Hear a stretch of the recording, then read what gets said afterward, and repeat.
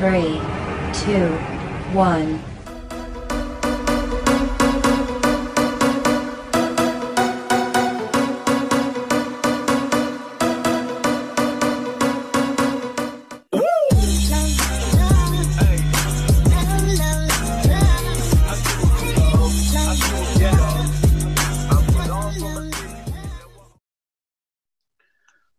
What's going on, everyone? It's Mike back again, and I'm joined by Rose, obviously a friend of the channel. She's obviously absolutely smashing it over on her channel. Rose, how are you? Yeah, I'm good, thank you. Good week for Everton in terms of the stadium, which I'm sure we'll talk about. Busy week at work, so pretty tired, but yeah, no, I'm good. How are you? Yeah, I'm all good. I'm all good. And you're on, is it twice today? You're on two other streams as well today?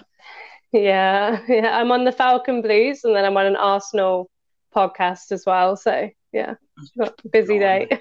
Blimey. Well, there you go. So make sure you go and check out Falcon Blues also, and obviously whatever podcast Rose will be sharing it on her socials, I'm guessing. So go over and join her and support her there as well. Well, let's get into it. Let's get straight into the new ground, and let's get straight into the pros of it. It looks amazing. Yeah, and like it's such like you can see there's just so much thought gone into it. It's been years in the making, and so yeah, I love the look of it. Of course, to be honest, I love Goodison as well. I know we all do. It's such a historic stadium. Whenever you go, it's just, I don't get the chance to go for every game, but when you do, like the atmosphere and just a really good old-fashioned English ground. And I know that it can go two ways. So you look at like Arsenal, where I don't really like the Emirates. I've been, and it feels like that kind of cereal bowl kind of thing. And so I hope we don't lose the atmosphere. West Ham, like you can barely see the players. But it's not purpose built. Like, it was built for the Olympics, so it's just different. But our ground, it looks amazing. It will be used probably for other sporting events as well, if Usmanov and everyone's okay with that. But yeah, first and foremost, it was like a great new ground for us. And I watched one of your videos, and it's the third stadium that we're going to build. So yeah, it's great. Yeah, it's unbelievable, really, that Everton have built Anfield, they built Goodison, and now they're building Bramley-Moore. It's just, it's. I was saying that this stadium doesn't really pioneer anything. Goodison Park is known for being the first of many. Me and John alluded to first with undersoil heating, first, second tier, and third tier. I think it was one of the first stadiums to involve all seats, corner flags. There's Goodison's endless in things that it's pioneered. Floodlights, that was another one of Everton's. And this one, although it doesn't necessarily do that, I love the fact that it's in keeping with all of the traditional Everton. The work. If people think that's an earthquake, it's my dog shaking. So, it's to keep so much of Everton in there is fantastic. So, I'm chuffed. I'm chuffed. Yeah. I'm gutted that we're leaving Everton. But I think the fact that so much of Goodison's coming with us is a real plus. And also on top of that, and to go even further than that, what they're doing at Goodison is so refreshing. They're not just selling it. Community.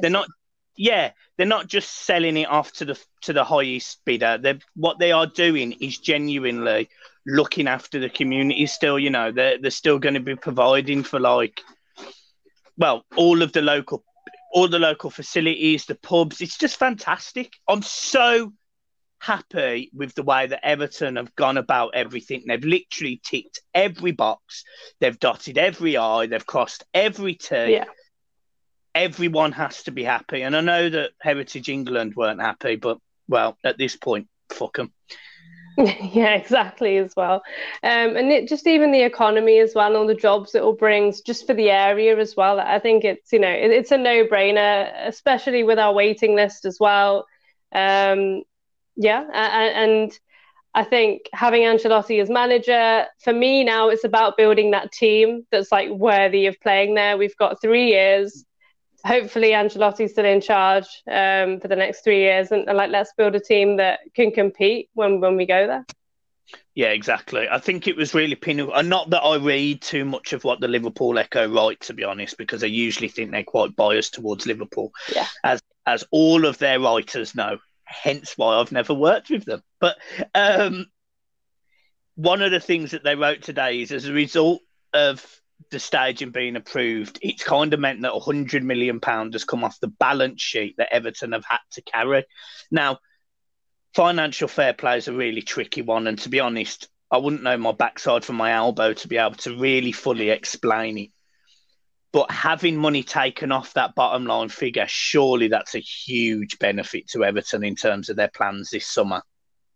Yeah. For me now, I understand the pandemic, reason and everything else, but for me, we have to go big in this window, like we did in the last one, and maybe even better, because last summer was good. We've got some really good acquisitions like Godfrey and James, of course, just all of them. But now we need to strengthen even more, because you can see that when we get a few injuries, we're just back to, the mediocre players, in my opinion.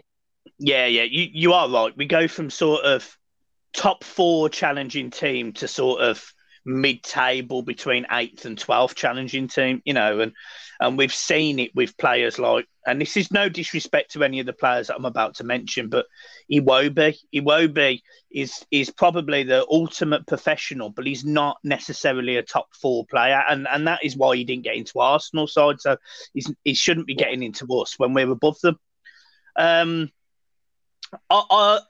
I really do think this summer is a massive, massive window, not just for Everton Football Club, but for Marcel Brands, because although I think he's done a good job last summer, I don't think he'd done a good job before that.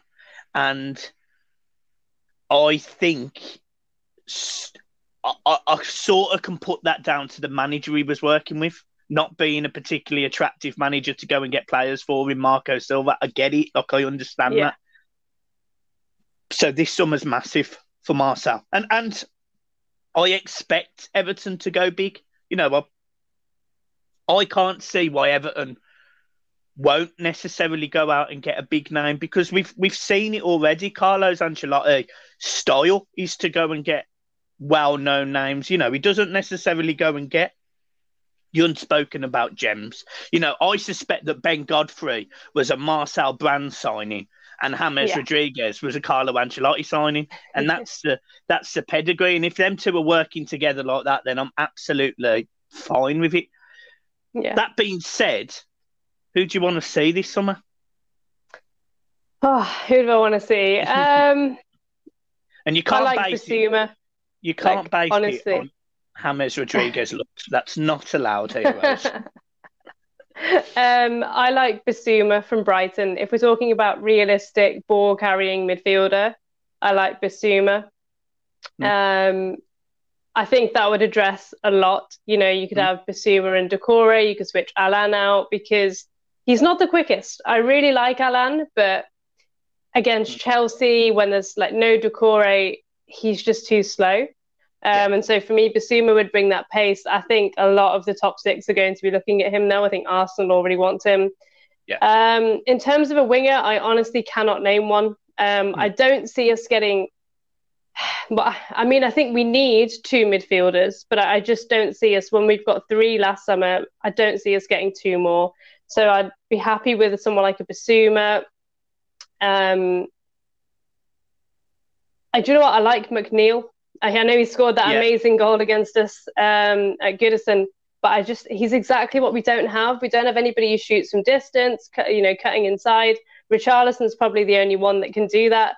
And so McNeil and Bissouma, I think we could get, with the manager we've got, with the stadium, if we can push, into the top 6 for this season, those 2 would be a good start. Max Aarons, for me, that would be those 3 players. I'd be more than happy. And I think you'd be looking at 100 and 120 million. If we got those 3, Richarlison may have to go, because I just don't maybe Moise Kean as well. So I just don't see us keeping everybody we've got and also managing to get those three in. What about you? Who do you think we need? So I think all three of those players you mentioned are really solid shouts. I love Basuma. I think he's phenomenal on the ball. He's got great ability to turn, beat a man. He's young. I like Anguissa at Fulham as well, and I think he's another good player, comfortable on the ball. My suspicion is that Carlo won't go for players like that, and I'm not saying they're not good enough. And I just don't. Yeah. Carlo will want to go for the brand as well. He want to go for the name, and that's why I'd sort of think. I think Max Aarons is established enough to carry that name. I think a lot of Premier League clubs would want Aarons. He's been linked with Bayern Munich as well. I can see Aarons being an Everton player. I actually suspect that it's already done. Like, I truly believe Max Aarons will be an Everton player. There's too many times when Max Aarons and Ben Godfrey interact on each other's social posts. Media. And, even the England pictures where it's Ben Godfrey and Max Aarons passing to each other, and you've got, like, each of them. So it's just too much in it for me. So I think Max Aarons will be an Everton player, irrespective of what Norwich do. I think Basuma's a great shout, and I would have absolutely zero issue with Basuma. I do think we need a ball-carrying midfielder. I also think that ball-carrying midfielder needs to score goals, and I think that might be the slight area that lets Basuma down because he doesn't get enough goals, but equally nor does players like Anguissa. Another name that I'm going to throw in there, and absolutely nobody will agree with me, is Armstrong from Southampton. Because I think he's all right, actually. He reminds me so much of Ross Barkley. It's unbelievable. And look, we don't necessarily need another Ross Barkley, but I think Armstrong is better up here than what Ross was. He can control the ball, he can dominate a midfield, and we've seen time and time again he can score goals. So I'd be more than happy to go for Armstrong. But again, I don't necessarily think these names are big enough. I could see Carlo going for, Isco. I could see him going for a player from Barcelona or Bayern Munich. I could see him going big. And it's just whether Everton can pull that off. What do you make of the Koulibaly rumours? Because they're not going away. Yeah, I mean, I think with Koulibaly, 2 years ago, 2 or 3 seasons ago, but I don't think we would have got him 2 or 3 seasons ago. It's a bit of a James Rodriguez style thing of, he's coming here to play football. I know that there's some sort of, I don't know loads about it, but financial crisis in the Serie A, and there's not enough money. So I can see us going there in terms of, you're right. I mean, I focused on Premier League players because honestly, I don't watch the German league and the Italian league and the French league enough to know. We were linked with Martinez as well from Inter, which I thought was a mad one. And Richarlison would have to go if we're going to get him. But in terms of Koulibaly, I think we're not that bad at centre-back. We don't have a world-class player at centre-back, but I think we're okay. We will do. If he was going to come, then you're going to see either Yerry Mina or Michael Keane leave. I don't want Ben Godfrey to leave.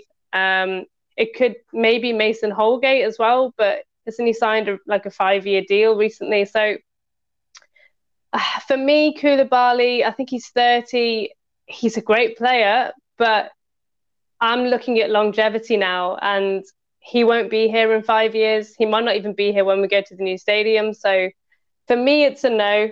But let me know what you think in the comments on Mike's video. I'm not sure. I think Koulibaly has, from what I can see on Twitter, I think it's split some people's. I think I'd probably say more people are probably in favour of him coming than not coming. But it's not as far in gap that I expect. Like for me, Koulibaly walks in to Everton over anyone other than Ben Godfrey, and I loved what you said there. Ben Godfrey. I loved what you said there, that Everton haven't got a world-class defender yet. Genuinely, in my humble opinion, I genuinely believe Ben Godfrey, if he isn't already in the next year or so, he is, in my opinion, and you probably would have seen me last night, he in my opinion, has got the aggressive attitude. He's got the timing of the tackle. He's got the pace. He's got the strength. He's got the ability on the ball. Like Ben Godfrey, I genuinely believe could play anywhere in that Everton side and cause problems. He is phenomenal. He, in my opinion, is a once in a generation footballer. And there's certain players I put in there. Phil Foden, I think he would be up there. I really like Saka at Arsenal. He would probably be in there. But Ben Godfrey will be, in my opinion, an absolute staying for the England team. He will be exactly what any proper manager wants, because Southgate isn't a proper manager, in my opinion. So he just does everything. And the fact that he's so diverse and can play in so many positions across the back. He solves so many problems. That's why I could see Michael Keane leaving.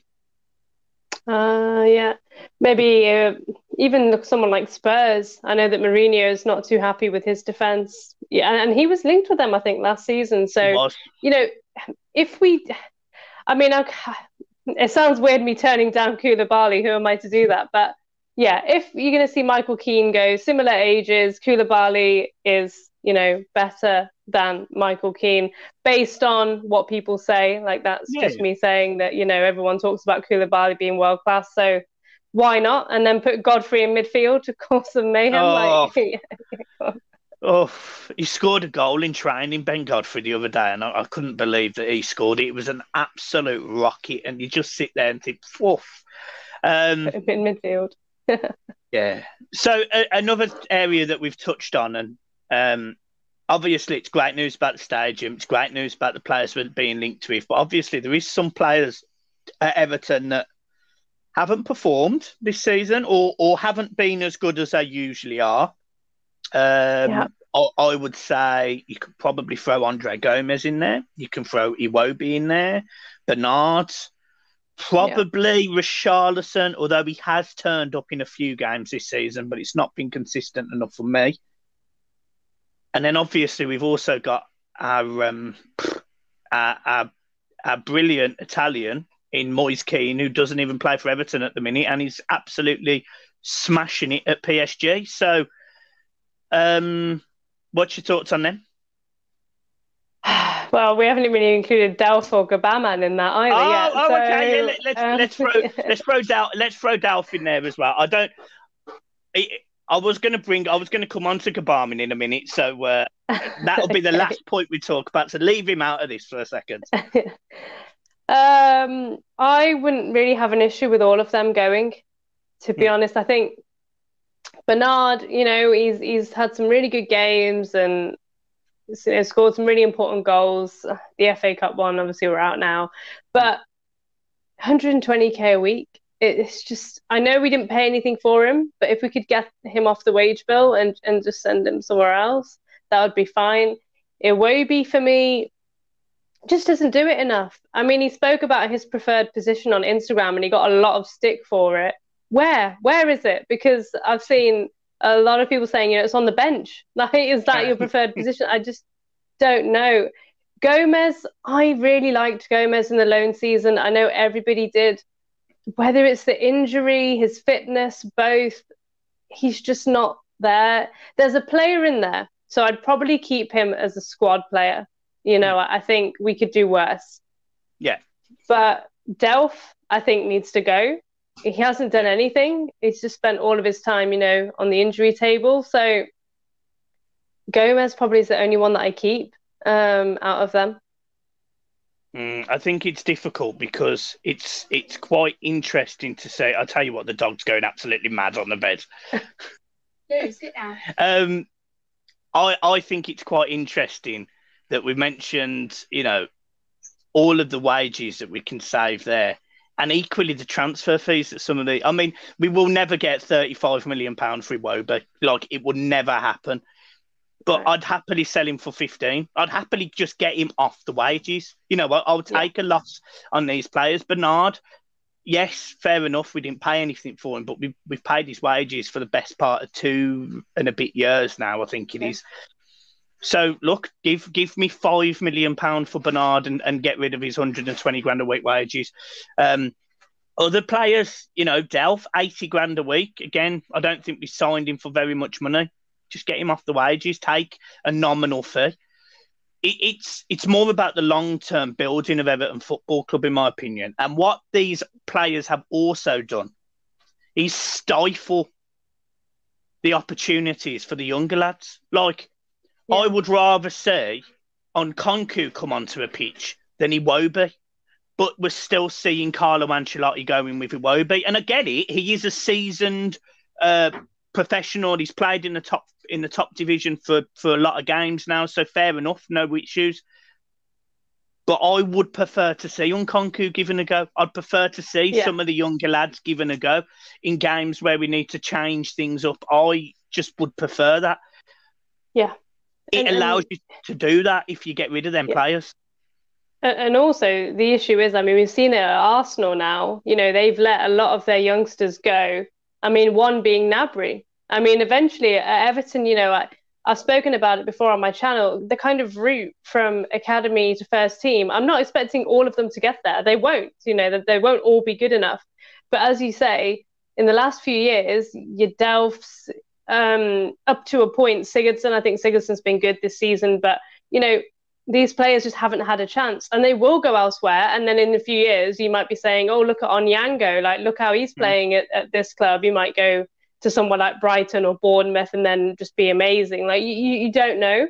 And as you say, we know what Delph is going to do. And you say we didn't pay much for Delph. I think we paid the same fee as City paid for him when he was like on the up at Villa. So I think they paid like 8 million and we paid 8 million when he's been there for 5 years. So like even that fee was just but like you say, I'll take 1 million, 1.5 million, like go to Leeds, like reminisce, like just go somewhere else. Like I don't want you at Everton anymore because you're not offering us anything and you are stifling the young players. So get rid. As you know, guys, we have teamed up with teamwallart.com.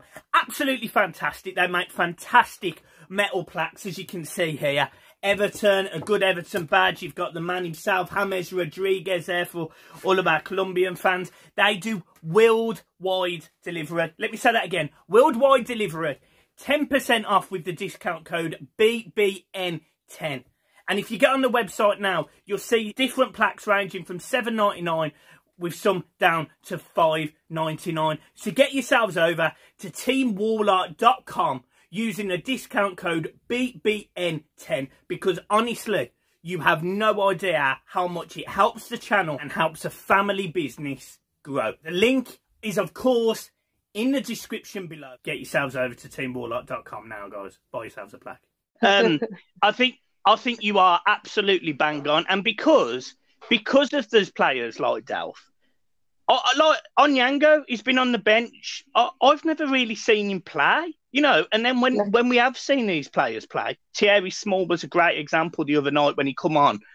It was about a month ago, maybe 6 weeks ago. He looked really good. And yes, I get he's 16. Yes, I get but Everton's academy over the years has been fantastic. Like we've won the under-23s, we've won the under-18s. I haven't seen any of those players get a chance in the first team. We were all screaming out for Ellis Sims, who appears to be having a really good loan out at Blackpool. When Dominic Calvert-Lewin was injured and we didn't know who to play up front, Richarlison, I think, was also out at one point as well, certainly last season. We never saw him. And we've had this issue with players in the past. This isn't new. This isn't a Carlo Ancelotti issue. This is an Everton issue because Vlasic, Lookman, these are players we signed, young players we signed. And under Sam Allardyce, Lookman never got a game. Yet he was a player that had that ability to beat a man, deliver a ball, score from outside and inside the box. We never saw him. Exactly, yeah. I just think it's a huge shame that we don't get to see some more of these players. And I would love to. I'd love to see some of our pacey, quick, aggressive, younger players do it. But it's difficult because I think Brands and Carlo is probably going to want to build a team of pedigree. And that's what I see. Carlo had that at Bayern Munich. Every player there was a name in his own right. It's very much the same with Real Madrid when he was a manager there with the Galacticos, and he had a in-form Benzema, he had a Ronaldo. It's a different world. I genuinely believe he's going to want to build a similar name team at Goodison, but it will take time, obviously. Yeah. And we've also got Gordon as well to come back from Preston. So, he likes to take a player on. He'll have a bit more experience. The last I saw, I thought he was doing okay. He got man of the match, I think, and creating goals. So, yeah, I'm a bit worried about Gordon. You're a bit worried? Why is that? Because I don't think he's physically capable enough for the Premier League. I hope I'm wrong. I really hope I'm wrong. Because, the game he played this season where he takes on a man in the Carabao Cup and he passes it through to, I think it was Calvert-Lewin, who runs around the keeper and scores. He's clearly got the ability. I'm just very worried about his physicality. But we'll see. That's another video, another time. Let's just get on to the last player then that I wanted to mention. And you have mentioned him. And I haven't seen him play now in the best part of, I think it's 2.5 years. He's played, I think, twice for Everton, one being in the game that he had a horrific injury. Philippe Gbamin. He is now training with the first team. I know, it's a shock. It's a shock seeing him in the gear. He's ready. Maybe he will solve the problem. I mean, I'm going to try and end it on a positive note. Maybe he will be that ball-carrying midfielder and it will save us having to buy someone. That's my heart talking. My head is saying, when's he going to get injured? I mean, I think that's going to be the concern for him is, he's training now and then is it going to be another 3 months before we, see him put an Everton shirt on? We just don't know. I think it's, for me, squad player at best. Squad player, he has to get fit first. That's the main thing. And then I want to see him on the bench. I think that's where my expectations are now for Gbamin. I remember when he played, he looked like a unit. He looked like he could pick a pass. He did, but that was maybe 2-3 games. So 2.5 years ago, like you say. So I'm not expecting anything with him, but it's just a shame because it was about 20-25 million on him as well. And he's been so unlucky because I looked back, and his injury record wasn't that bad. He had, a few games out here and there. And then he's joined us, and I don't know what's happened to him. Poor guy, I think it's incredibly... So, for example, and this is going to sound really stupid, even on FIFA right now, if you play Gbamin at centre-back, he's faster than any of the other centre-backs we've got, bar Godfrey. But he does have that physicality. He does have that engine. And he does have that drive in midfield. And the only issue is I'm comparing him to a player on FIFA because I haven't seen enough of him in real life. Yeah. He could be a completely different player, but I'm hoping, just like you are, that he comes back, he hits the ground running, and he can do something that makes me go, do you know what? Thank God we've spent so much time getting him right. Touch wood, he has a great season next season, and we can almost forget about the last 2 years because he's still young. It's not like we signed him at an old age. He was in his prime at 25. He's still only 27, so he's still got 5 years where he can potentially make a name for himself and be part of that team that goes into Bramley Moore. I just don't think he will. I really, really think that left leg of his is absolutely knackered. I mean, as horrible as it sounds, for the injury to be the worst, that doctors in America who are known for having patients from all over the world, for that doctor to come out and say this is the worst sporting injury I have ever seen, does not fill me with confidence for the poor lad. And it is a shame. However, all I want him to do is just try and get fit this season. And if that's playing limited games, if that's playing 1 or 2 games, fair enough. If that's just training with the first team and we see the occasional picture of him, again, that's fine. Give him pre-season. Let me see him in pre-season. Let him get that time to recover, because at this moment in time, I'm very worried about the player that Gbamin is. Not because I don't necessarily think he's good enough. From what I've seen in the past, he looks like a really good player. I'm just a bit worried about what he is right now. And I could imagine a similar story with the Andre Gomez situation because Gomez was injured, and Yeah. I see the parallels. I think this will be a huge summer, and I think this will be a defining summer for Carlo Ancelotti, Marcel Brands, and Everton moving into Bramley-Moore, because this season's fine if we sort of don't finish in Europe. It was only Carlo that put that expectation on us. From a fan perspective, I just wanted to see better than we were last season, which was 12th in the league, poor at home, a little bit better, poor away, sorry, a little bit better at home, but equally not great.